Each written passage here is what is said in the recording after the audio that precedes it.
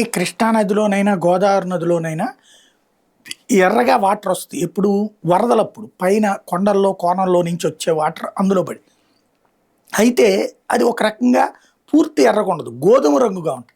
కానీ ఇప్పుడు బాక్స్లో చూపెడుతున్నటువంటి ఈ విజువల్ చూడండి, రక్తం లాగానే కనబడుతుంది. కానీ ఇది కూడా నదే. ఇది అరుణాచల్ ప్రదేశ్లో ప్రవహిస్తూ ఉంటుంది. దీన్ని రివర్ ఆఫ్ బ్లడ్ అని కూడా పిలుస్తారు. అసలు ఈ నదిలో నీళ్లు ఎరుపు రంగులో ఎందుకు ఉంటాయి అన్నటువంటి దానికి సంబంధించి ఒక కథనం చూద్దాం. లోహిత్ నది తూర్పు టిబెట్లోని జాయల్ చూ పర్వత శ్రేణుల్లో ప్రవహిస్తుంది. అరుణాచల్ ప్రదేశ్లో ఉన్నటువంటి అంజావ్ జిల్లా ద్వారా భారతదేశంలో ప్రవహించి సుమారు 200 కిలోమీటర్లు ప్రవహిస్తుంది. దట్టమైన అడవులు, లోతైన లోయల గుండా ప్రవహిస్తూ ఈ నది చివరికి బ్రహ్మపుత్ర నదిలో కలుస్తుంది. ఈ నదిని బ్లడ్ ఆఫ్ రివర్ అని ఎందుకు పిలుస్తారంటే, భౌగోళికంగా అయితే లోహిత్ లోయ మిష్మీ కొండలలో లాటరైట్ అనే ఇనుము సమృద్ధిగా ఉండే ఎర్రమట్టి ఉంటుంది. వర్షాకాలంలో ఈ మట్టి నది నీటిలో కలవడం వల్ల నీరు తుప్పు పట్టిన ఎరుపు లేదా రక్త రంగులోకి మారుతుంది. దీంట్లో ఒక పౌరాణిక గాథ కూడా ఉంది. శ్రీ మహావిష్ణువు అవతారమైనటువంటి పరశురాముడు తండ్రి జమదగ్ని ఆజ్ఞ మేరకు తల్లి రేణుకాదేవిని శిరచ్ఛేదం చేస్తాడు.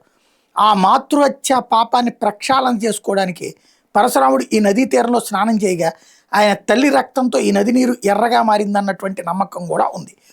దీనికి పరశురామ్ కుండ్ కూడా ఉంది. పవిత్ర పుణ్యక్షేత్రం, ఈశాన్య భారతదేశంలో అత్యంత పవిత్రమైన హిందూ పుణ్యక్షేత్రాలు పరశురామ్ కుండ్ కూడా ఒకటి. కామ్లాంగ్ రిజర్వ్ ఫారెస్ట్లో ఉండే ఈ క్షేత్రంలో పరశురాముడు శివునికి అంకితం చేసిన ఆలయానికి రాతి మెట్ల గుండా వెళ్లాల్సి ఉంటుంది. ప్రతి ఏటా జనవరి మధ్యలో మకర సంక్రాంతి సందర్భంగా వేలాది మంది భక్తులు ఇక్కడ పవిత్ర స్నానాలు ఆచరించి మోక్షం కోసం వేడుకుంటారు. జీవితంలో ఒక్కసారైనా చూడాల్సిన ప్రదేశం అన్నటువంటిది అక్కడ చూసిన వాళ్ళు చెప్తుంది. భారతదేశంలో అందరికంటే ముందుగా సూర్యోదయాన్ని చూసేది ఈ లోహిత్ నదీ పరివాహక ప్రాంతమే. డో అనే గ్రామం దేశంలోనే మొదటి సూర్యకిరణం ఈ రక్తపు రంగు నీటి మీద పడినప్పుడు నది బంగారంలో మెరిసిపోతుంది. ఈ నది టిబెటన్ హిమాలయాల్లో పుట్టి అరుణాచల్ అడవుల్ని చీల్చుకుంటూ వచ్చి బ్రహ్మపుత్రలో కలుస్తుంది. దీని ప్రవాహం ఎంత ఉధృతంగా ఉంటుందంటే మైళ్ళ దూరం వరకు దాని భయంకరమైన గర్జన వినబడుతుంది. నది ఒడ్డున మాత్రమే దొరికేటటువంటి మిష్మీ తీత అనే అరుదైనటువంటి మూలిక బంగారం కంటే విలువైంది. ఇది ప్రపంచంలో ఎక్కడా దొరకని అనేక వ్యాధులు నయం చేసే దివ్యౌషధం కింద ప్రాచుర్యం పొందింది. ఈ లోయలో ప్రయాణం ఎంత అందంగా సాహసోపేతంగా ఉంటుందంటే, తేజు నుండి భారతదేశపు చివరి సరిహద్దు గ్రామమైనటువంటి వాలోంగ్ వరకు లోహిత్ నది పక్కన సాగే రోడ్డు ప్రయాణం చాలా అద్భుతంగా ఉందని చెప్తున్నారు అటు వెళ్ళినటువంటి వాళ్ళు.